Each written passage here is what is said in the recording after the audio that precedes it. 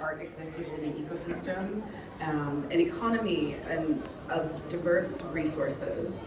Of course, they are material. We are here at an art fair. Make no mistake, we're talking about money. But of course, we're also having a conversation about time. And I think artists, more than anyone else, really understand the economy of time and how it's not something that can be bought or sold. It's really sometimes something that needs to be stolen. Today, I'm joined by 3 contemporary artists who will speak to their navigations of this ecosystem within the art world. We have Zanele Muholi, Ayana V, and Blessing Ngobeni, each who represent some of, in my opinion, the best things within this art world. We have artists who are looking at each other, who are listening to each other, who are daring to be brave, who will not be silenced, and who are, against all of these things, somehow continuing to innovate within their practice. The impetus for the focus of this conversation, most specifically, is thinking about artist patronage.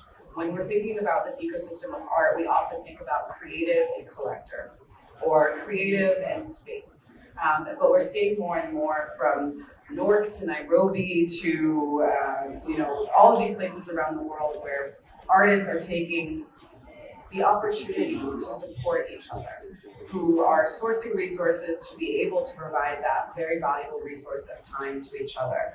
And so I want to start with our first question, and I'm going to go to you first, Ayana, and ask you, what, in your opinion, does the artist patron mean?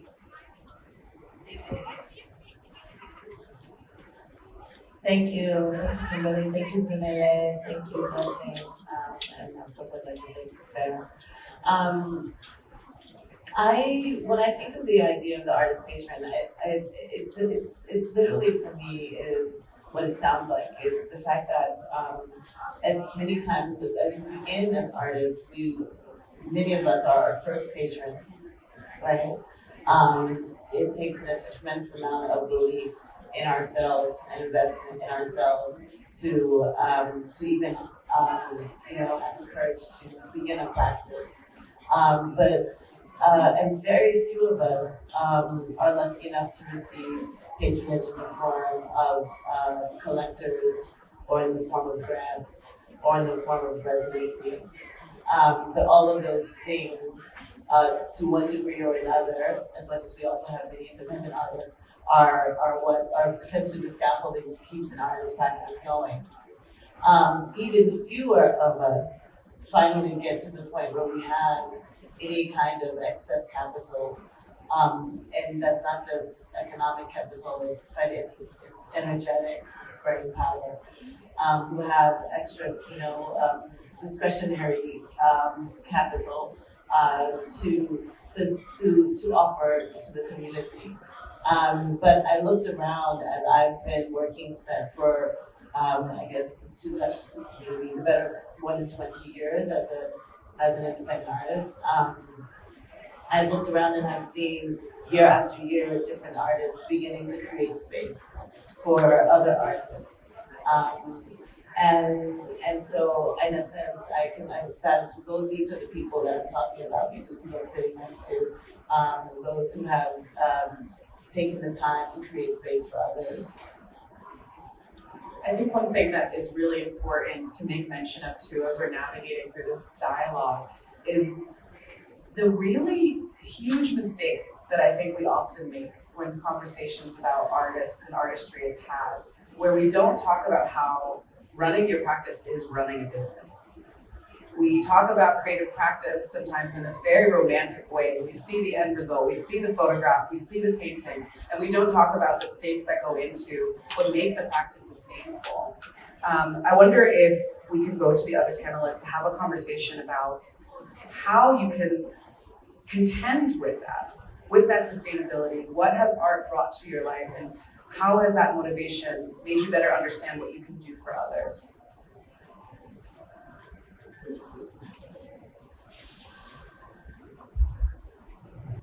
Thank you for inviting me to this talk. I think it's an exciting talk. First of all, I think the most important thing as a black child whose the history is indented in so many ways, and still today the history is not being honest with Black child, it is important to take this responsibility, as we are alive, to see us growing together, with those that have a desire to become something, So for me, the most important part is to give spaces and let these spaces be taken over by the creative minds. So for me to come on board with the initiative, it was because I got inspired to understand the fact that we do need each other, and then we do need to grow together by sharing, our little knowledge that we have, by inviting each other to our spaces. Hence, for instance, the Blessing Ngobeni Art Foundation is more about that. It's more about inviting young thinkers to come and think along with the rest of the world. For the past 8 years, for instance, founding the Blessing Ngobeni Art Prize, it was taking chance, but it was not taking chance because I knew that along the journey I'll find support. People who can come on board and start to look at us and say, we cannot always use your own money. We can share our money with you, hence we share it with the community. So for me, I believe that we are doing something, and we have to do something as artists to start sharing, even though our projects are different, But the fact that we started something that it has become a movement, where each and every artist has a responsibility to start something, regardless of where you are, how much you have. It's about the idea that we have that might start small, but to that level, to grow. Yeah, I think maybe just touch base on that.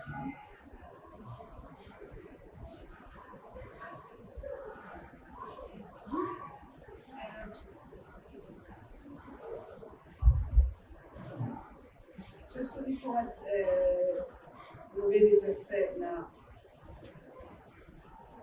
Maybe unlike in other spaces, here we come from townships and villages, and some people are rescued by other people. So I was rescued by someone, which then led to me studying the projects that help other people who needed help. So I work with a lot of photographers, and I started a market for a shop which was founded by David Woodland, and who played a very, very important role in my work. So I thought to myself that it was important to make sure that the number of photographers who came from either rural, urban, or who came from different townships here.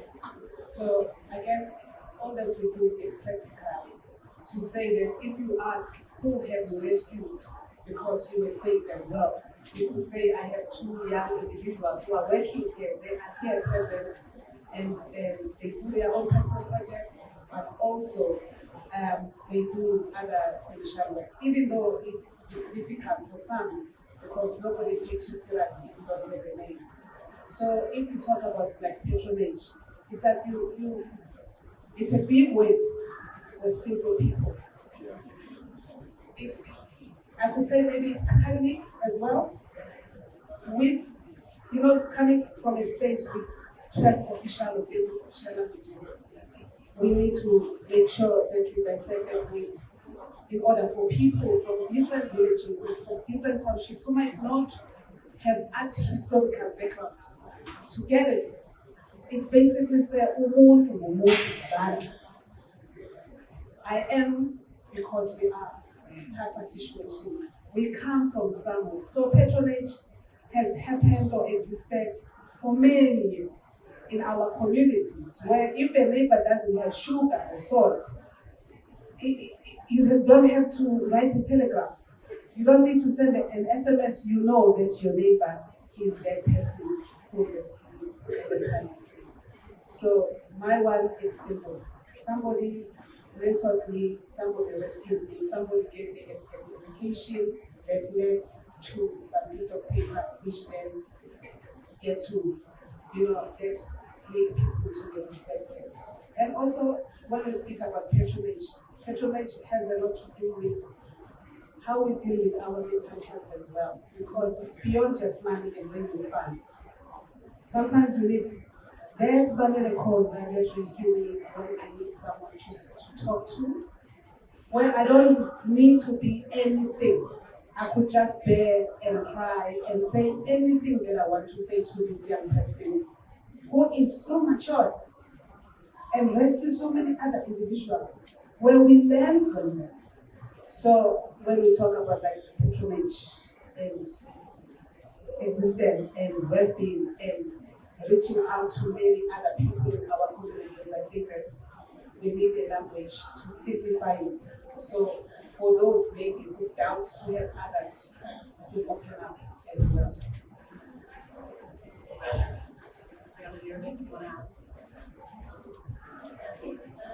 I guess I can say,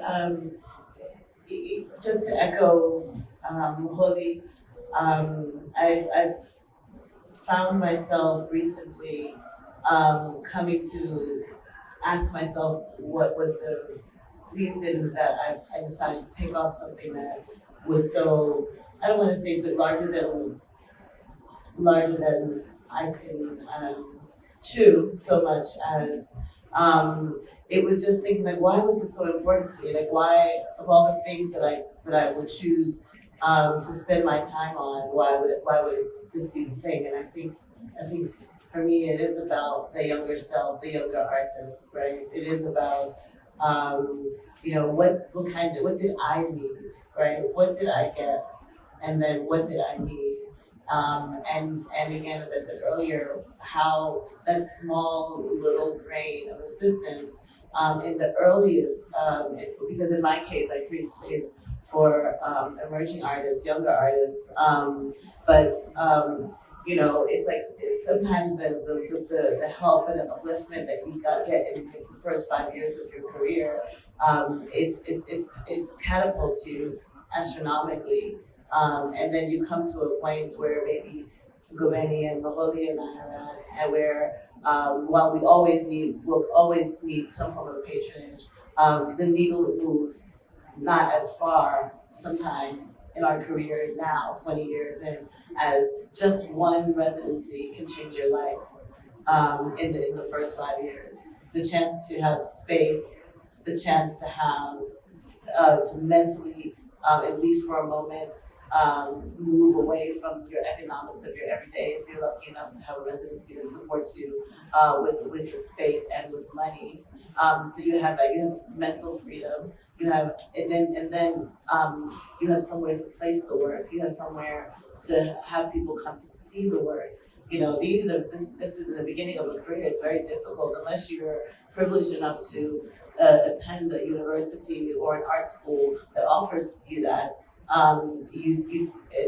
It's very difficult to get that showcasing space, right? And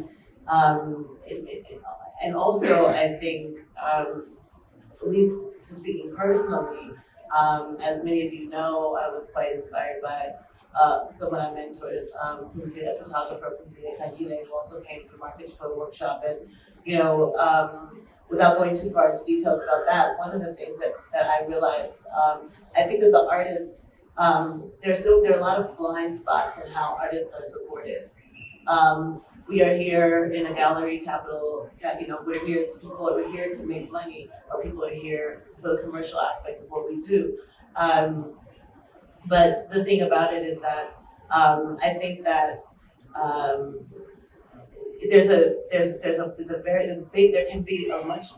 the commercial art world, the traditional art world has blind sides such as things like transport, right? I realized I would wonder why I would go to the Thursday nights at the Goodmans and the Parktown North, Stevenson's and like, and I wouldn't see this as many kids, as many young artists as I would if I went to Soweto, right, or if I went to the East Rand, and I was asking, like, I need you to start showing up. I need you to start seeing these. And then the question comes, like, what about the transport? It's 8 p.m. How am I getting back to home, right? And so when you create spaces that facilitate the artist being even able to show up and even able to be seen, you're taking someone, as Muholi rightfully put it, without having a savior complex. It is a form of saving. It is a form of helping and shining a light on one that otherwise wouldn't get the light. And this is the most important and the longest running fair on the continent, right, at the moment, the Johannesburg Art Fair. It took a lot for a lot of these people to get to Sandton. And if the greater art world doesn't acknowledge that and create space and support that, we'll always have just the few hand-picked artists that eventually are taken foreign, and sometimes we never even see them again. So, so for me, it was about that. We're in this very, I want to say, peculiar time, especially for Black artists and within the discourse of Black art, where we are in this moment. In the last beautiful panel that was about the incredible pavilion in Venice for South Africa, we're in this land and quarry of firsts. The first Black artist to this, and the first Indigenous artist to that, and we being like this Eurocentric kind of ideal can congratulate ourselves because we've finally thrown a bone. And one of the things that I'm preoccupied with more than ever in my career is the battle against loneliness. What does it mean to be the only person in that room? What are the stakes that are put forth on your back, on your practice, and the ways in which you're expected to succeed and survive in these kinds of rooms? And so just to echo again, like that savior that you're describing is not self-congratulatory, but is real, because otherwise you find yourself in these rooms where these systems of value aren't your own. You know, it's like we talk a lot about like a beauty standard. Like I feel like there's that exists within the art world. It's like, oh, you ended up in Financial Times. It's like, that doesn't mean that you'll have sustainability in your practice. That might be good for the press office at the gallery that you're working at because they get to show their good Negro. But how does that build and sustain the work that you're doing? That's just my rant. That's not a question. But to the point, I realize we've gotten a little bit ahead of ourselves. And I just want to back up to just the brass tacks of what each of you are doing and how you're thinking about space making or even building the prize. So I want to just highlight that work too so that you guys can let this gorgeous group of people who have donated their time here know. I would say that for me, being the person that I am and doing what I like and creating things that I like, it's a unique thing, which that's why I want the other person to have that freedom as well to think freely, and that's why I also got spaces, got land, start building residence spaces. I had one space in Kumagama, for instance. We had our first person in residence, I think 2-3 weeks ago, a young white lady. She came, she spent 3 weeks there. She's a journalist, writer. So the space itself right now, it is starting to go to the direction that I want, where I will invite almost everybody that want to have a free thinking space where we are kind of like releasing the anger that we have of the city, the sound, all this and that, in that quiet space where the view that is there.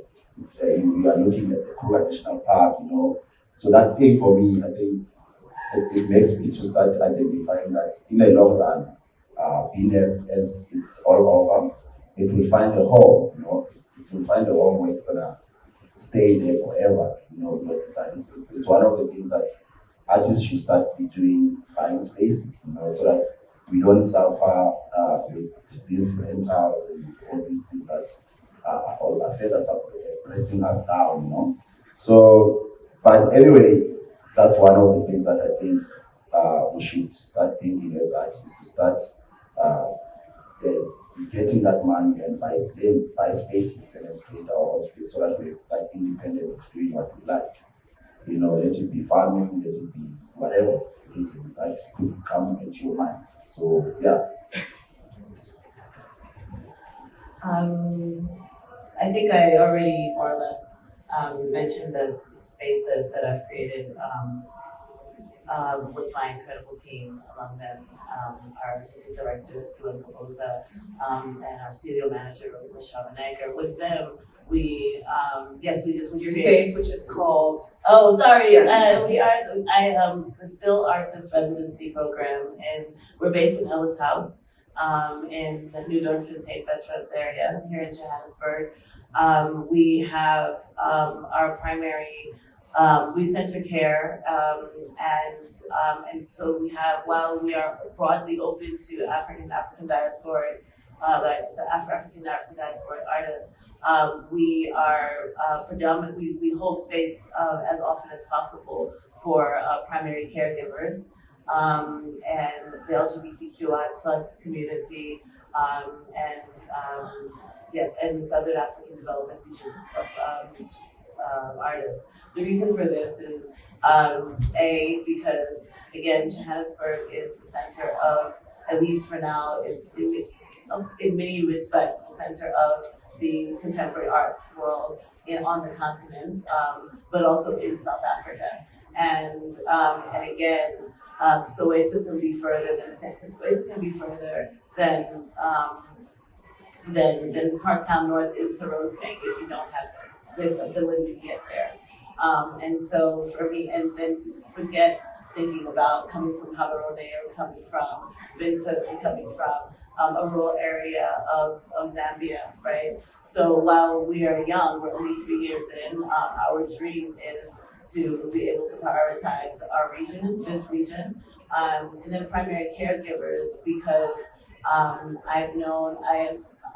am not myself a primary caregiver or a mother, but I've known over the last 10 years, even locally, but also globally, that there is little support for women, particularly for primary caregivers in general. So of course, we would definitely include men who are, if they are in fact a primary caregiver. My father was, so I respect that. But often it's women, right? And from what I understand, there's a period of time that can go by that can threaten the viability of your career if you don't get back to work soon enough, right?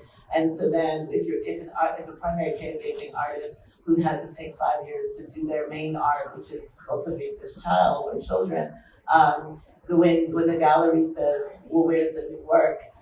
Do they have somewhere to go? Do they have the support? Do they have the financial infrastructure?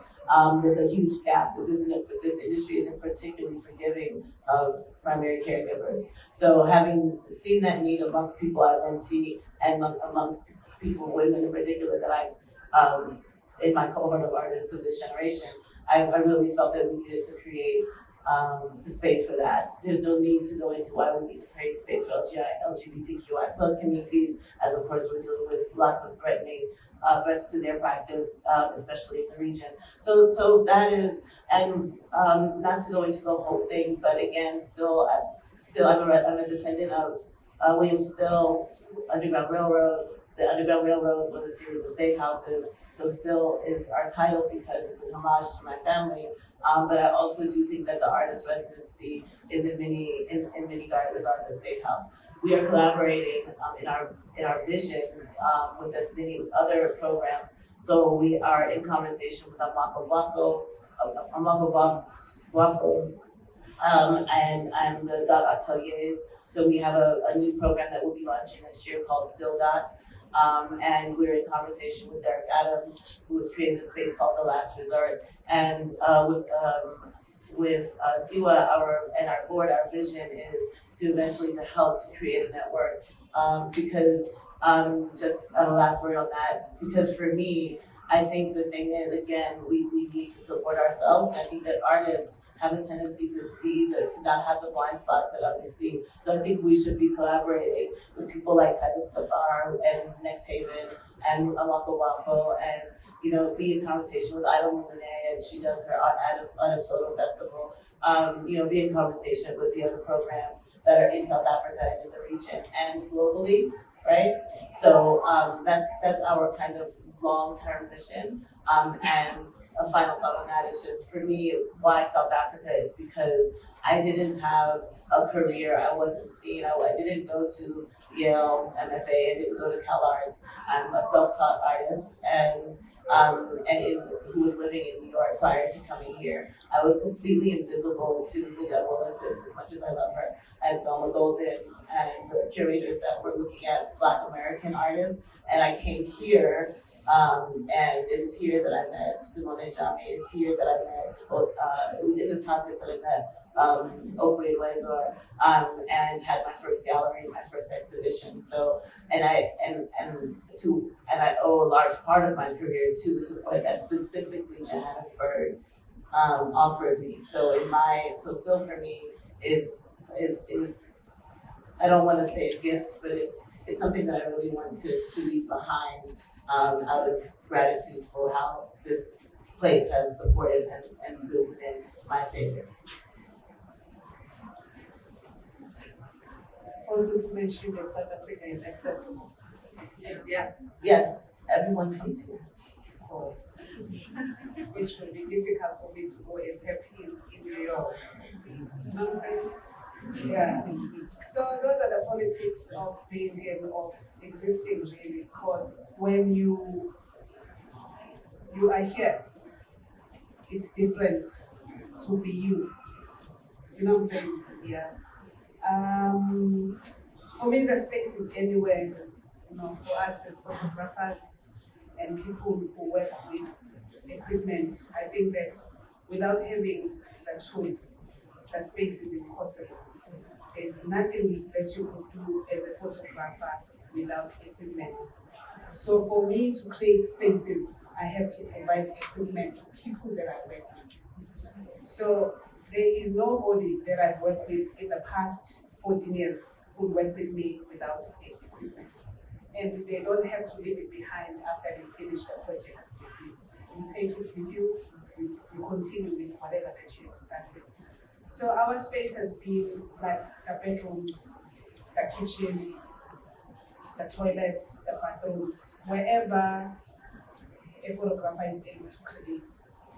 I started a scholarship fund and I work with Market Photo Workshop for the past 13 years. And one of the first people to be in the project or to receive the scholarship is doing very well right now.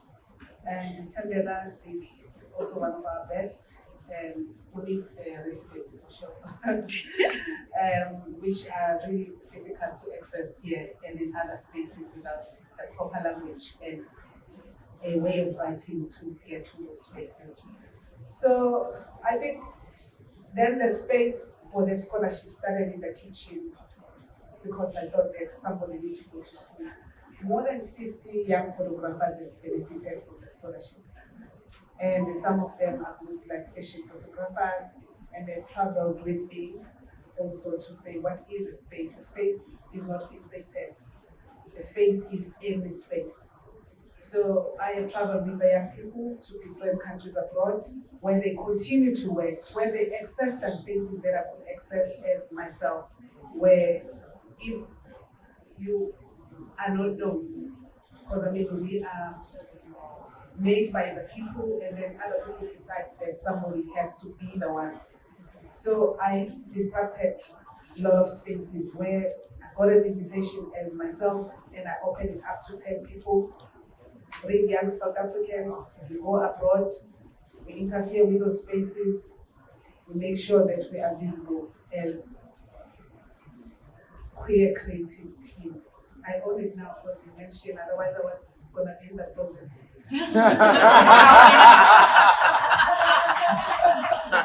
I'm not as big. Yeah. So let me keep that closer to me. Yeah, so we make sure that we go to every second space that makes sense to me. From Milan to New York to London to deep corners that I dreamt of as a young person, where I knew that they were impossible if somebody did not recommend those spaces for me.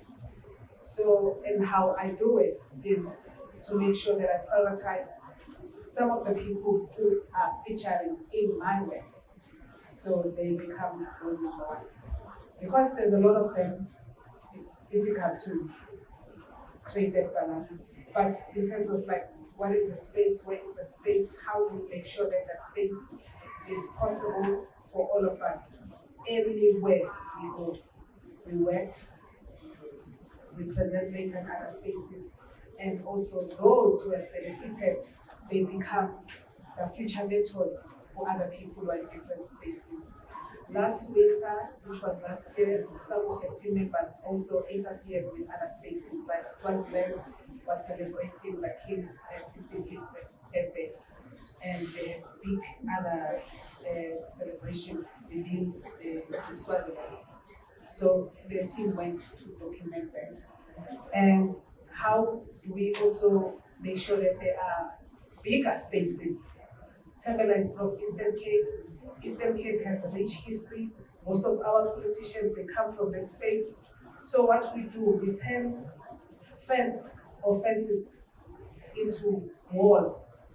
We teach young people in those communities where people never even imagine how you could, you could photograph and make that space that you see every day as your gallery. So the galleries or whatever is not the fancy white walls. The fence, the washing line, the tree became, those spaces. But to be in the city is important as well, because the cities is where we are defined. It's where the resources are for some people. So when Ngobeni said Mpumalanga and the space that is created, which is good, but then we can't run away from the city, because it will mean that we are defeated as well. It will mean that we are allowing those people who are in power to take over the spaces that are meant to be for all. So we have to juggle between the rural, the township, and the urban spaces, even though we might have freedom to own the spaces and the land in faraway spaces, but we need the cities as well. So I could say that every space is a gallery for us. Every person should have access to photography, to document their communities, to archive themselves, because we could talk about these spaces, but if there's no documentation, if there's no archive, it will mean that we never existed. So making sure that whoever does something documents as much as possible, and also to say never be limited by lack of resources. Anything that you want, ask for it. Even if you get rejected 10 times, but somebody out there will listen and come to your rescue. I just want to comment on the idea of the city. The idea of the city at this present moment, for me, it upsets me because it swallows so many people in a way that our black elders, they are no longer able to go back in their homelands simply because of this fantasy of the city, So by campaigning to say, let's move place to place, as you mentioned that we go different places to create these things, it is important for us now that, because those people, remember when they came to Joburg, it was because of the mines and the stuff.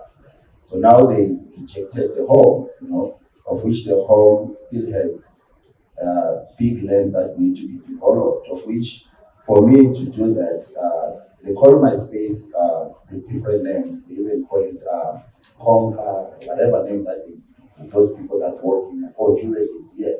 So what I'm trying to do is to kind of give people a light to say, we are here, we make our career in Joburg, but also let's think about investing back into our homes. So that I'll give you an example with when you drive around South Africa or anywhere, you will see this place, that is so beautiful. Those people, they created that space simply because they understood that it's not always that you find happiness in the city, but you can also create your own happiness, which give you that freedom of be yourself, So, but anyway, I get what you say on that. But for me, by doing that, it's not only there in Mpumalanga, also here in Joburg. I'm currently building a big studio in Krugersdorp, where I'm gonna have residencies, I'm gonna have farming, I have chickens already there.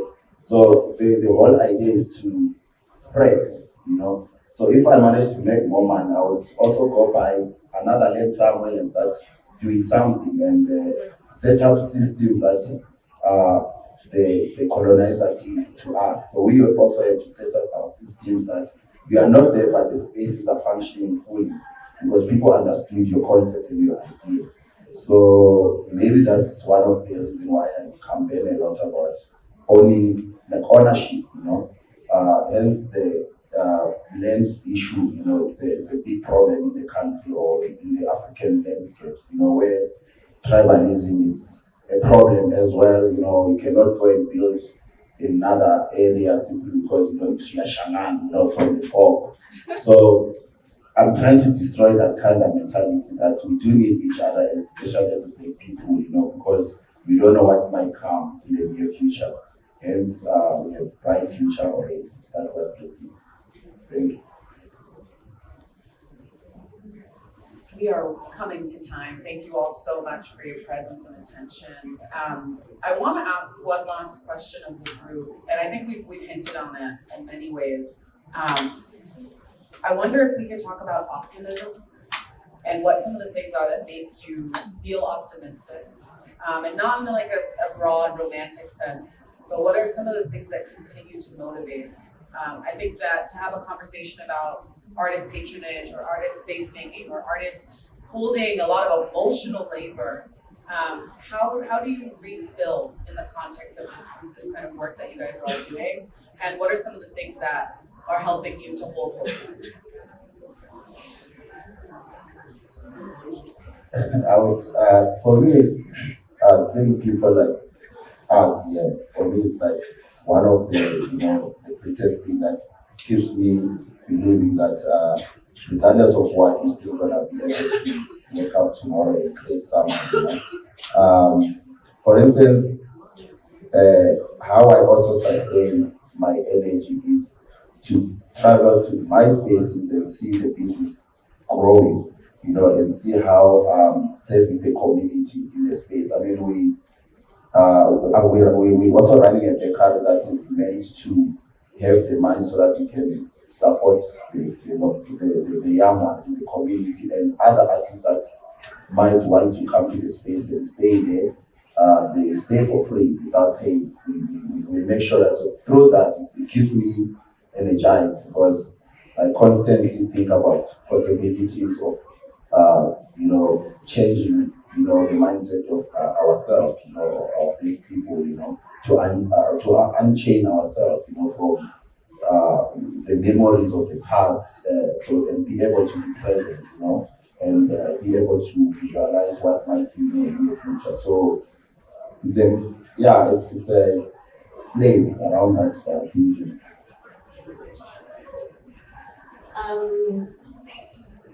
Optimism.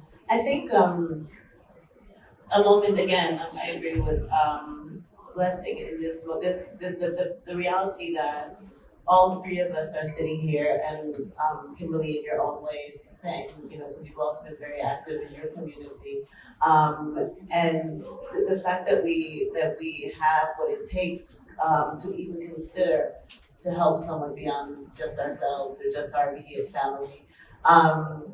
To know that we are, most of us as artists, led spaces or initiatives, are intentional about not being extractionary in how we work with other artists. There's a lot of patronage that is actually extraction out there, especially in some of the kinds of institutions that are building residencies that require you to give work that end up on auction, and they've actually made more money than they've supported you with. I went to a residency where there was a legitimate star next to people's names based on how many works they were giving. Right. Like if you gave 15 to 20 works, you got a gold star, which is nuts. Absolutely. I mean, and don't even think about, again, it's like, you just literally asked me for free work. Not only that, you've put a pressure on me to produce something that is valuable to you. If that's not extractionary, I don't know what is, right? And I think that, not to say that there aren't artists who have a way of perhaps, of working with how they're able to support and fund what they do, because obviously in a day it's that. But I think that, again, if you've been in a position, you know the pain of the position, right? So, but how do I energize? I energize when, we just had a beautiful benefit week, and we were able to place 3, I think, works of the artists that we have in residence. And that's real income, right, for those artists. And to be able to do that is something, to know that that was worth, it makes all of the stress worth it. And then the last thing I'll say is that I decided at a certain point, because I started still in the end of the pandemic in 2021, when I had a lot of, like many others, I had a lot of free time. I'm the baby of this group, actually. In a lot of ways, I've learned by watching Blessing and watching Muholi. I then realized I needed to get back into my studio and sustain my practice and figure out how to keep doing that. So I started to ask for help.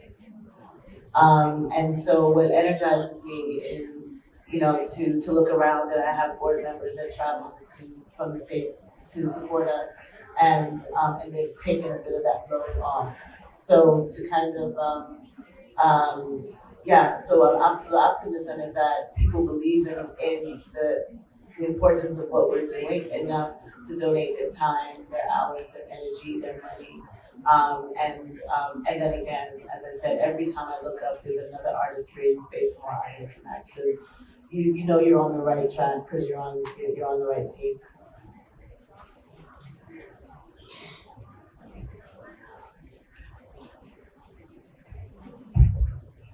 I love people. It's always better when you have people around you who are doing the same thing you take into similar projects. Because in that way you know that you are not alone and you're not speaking to yourself, you're not hearing your own voice. So when I'm sitting around the table with the group of photographers and we discuss projects and where we want to show, then it's nice. However, it saddens me sometimes when we create work and then the young photographers, they create the most beautiful work, and sadly the work does not get to be collected, because then it means that still people don't believe in the mission. They think that they can collect only 1%. Also, one of the challenges though that I faced before I even talk of positive images around me, a space like the beautiful one that Ngobeni has created. I had a space in the rural Durban in a place called Muholi. We rent the space, it was okay, by 2 female bodies. And in this space there was no gallery. We turned the garage into a gallery. We made sure that we work with schools around us in the area. But the most annoying part is like being female or being obvious, because people read your body and so on. Men in the area will come and ask, where is your husband? Or who is running the project? Who are you? I mean, my surname is Muholi means leader.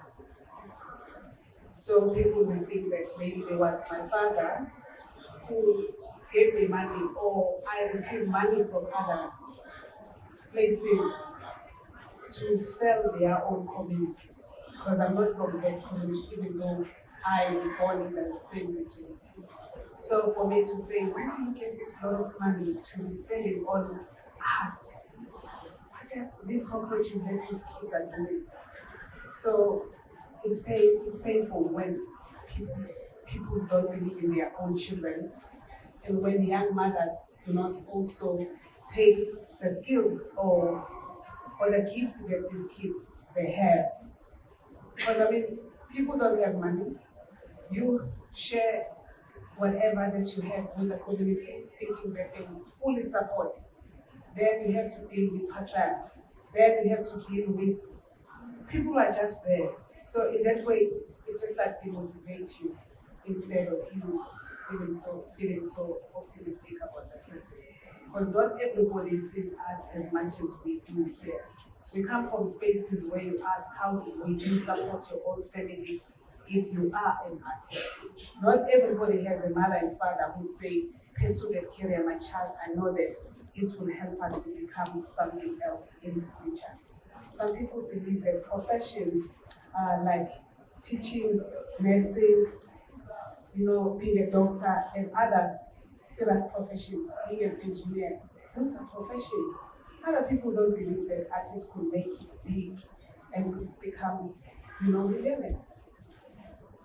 So we still have to break that, stereotype or the myth of what is an artist and what artists can become and what artists can do for communities in terms of like producing work to heal the communities that have dealt with like traumas of the past and now, and so on and so on. But in short, I'm happy when I'm working with photographers who continue to do important work, even though it doesn't pay for most of them.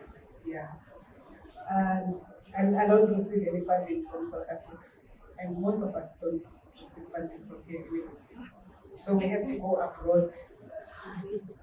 Once you come from overseas, then people, we see you were in this and that place, or they see you on TV.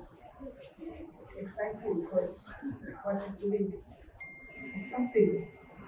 But in true sense, some people don't take that sense. We remain, I guess, on this campaign against loneliness. We remain in understanding the real value and importance of seeing each other. And I implore each of you who is here with us to take up that baton and understand that art making is vital to our communities.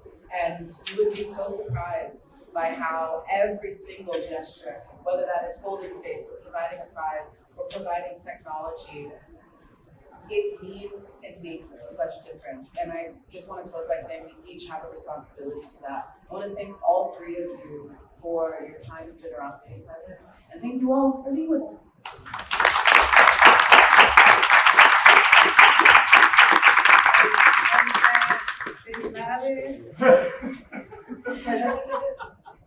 I mean, we have your colleagues.